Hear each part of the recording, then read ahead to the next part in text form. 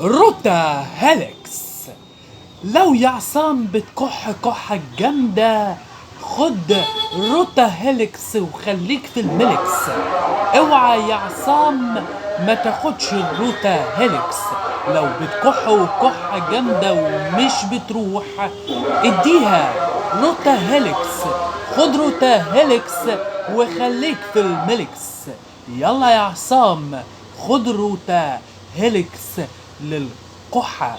روتا هيليكس طبيعي وآمن لأنه أعشاب اللبلاب. يلا يا لبلبة خدي روتا هيليكس وخليكي في الميلكس.